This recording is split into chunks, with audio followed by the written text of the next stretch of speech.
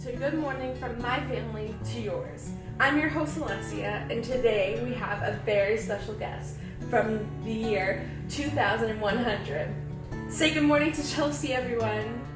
Good morning, Chelsea. So how are you today? I'm good, thank you. So how was your travel here? Was there a lot of traffic? Oh, Alessia, you're too funny. No, it was good, thank you. I understand you brought your whole family with you. I think we have a picture of you guys. Oh yes, there you are. Yeah, we all decided to come and see what family life was like for my great-great-grandparents. Is it much different from your family dynamic compared to ours?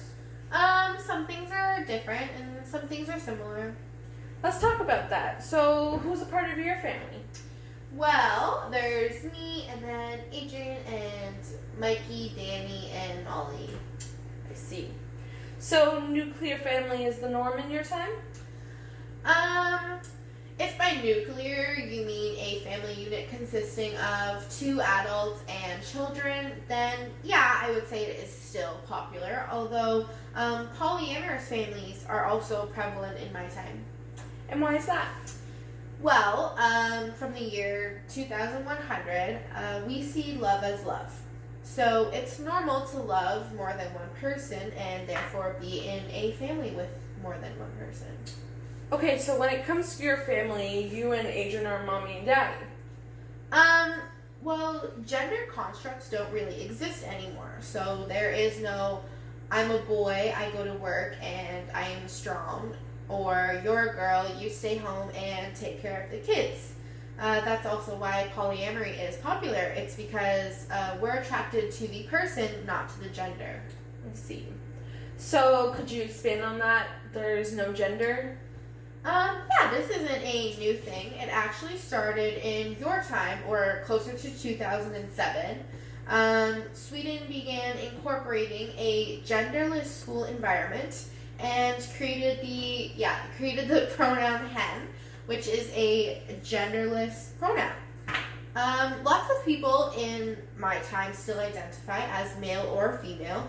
There's just a lot of stereotypical assumptions that come with those pronouns, which is why it's more popular or accepted in my society to use the term hen, since we have rejected the gender roles.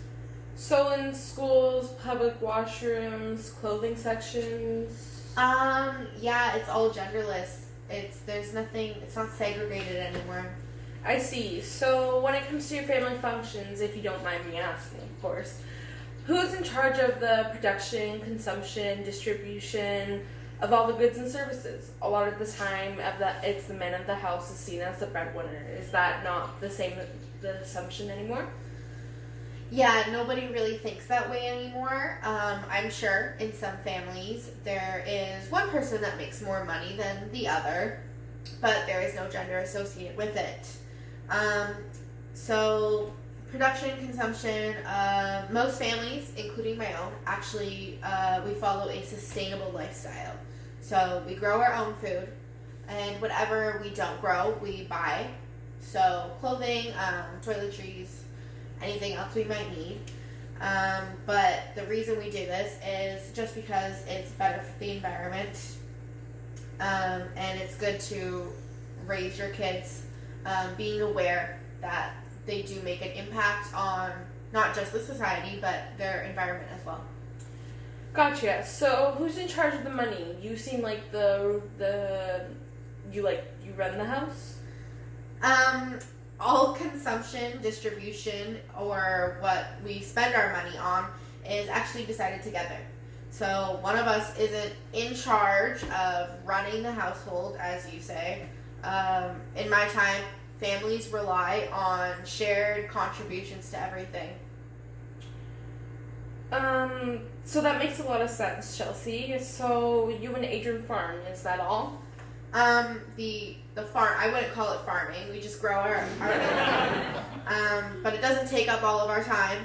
As for me, I work in the time relations department, so I travel around a lot. Okay, so you travel a lot. So who watches your little ones? My children children are in school, so during the day they're gone, and Adrian and I finish work around the same time that they finish school, so we spend time with them and watch them then. What about other families with newborns or families that work later? So yeah, that's a good question. Lots of times an adult in the family will take a break from work and care for the newborns. And no, it doesn't have to be what you guys would call the mommy. The person who gave birth could take time off, but it could also be any other member of the family, well, an adult. If the birth giver does decide to go straight back into work, then they would just pre-fill some bottles for the baby to drink while they're gone. I think I'm getting a good idea of how your family life looks in your time. The socialization of the kid by the children, by teaching them skills, knowledge, values, attitudes in their society is a responsibility of any adult in the family, correct? Yeah, the adults in the family will raise the child equally because we all have different parenting styles and we can all offer the children different things with our different strengths. What do you mean? Well, in my family, I teach our kids a lot about the society that we live in just because I know a lot about it since it is my line of work. Whereas Adrian is a very, very smart individual. So Hen did a lot of work teaching the kids language and math and stuff like that. But our schools also play a very important role in the child's socialization as well. It is actually part of their curriculum. So younger kids learn about behavior, and as they get older, they get into more like detailed things like ethical values and stuff like that. Socialization is an actual part of the curriculum? Yeah, they have it for one period every day when they're younger, up until grade 6, and then it gets lowered to one period two periods every week, and then in high school it's just once a week. And why is that? So socialization is very important when the children are younger. That's why they have it more often. They need to learn how to correctly behave in society.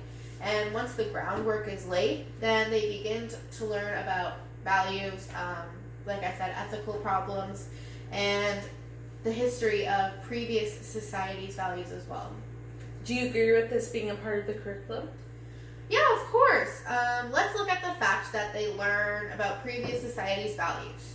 So when my kids study Your Society, so 2019, they'll see that it still possessed some of the unnecessary gender roles, and they will learn that those gender roles were used to control specific sexes.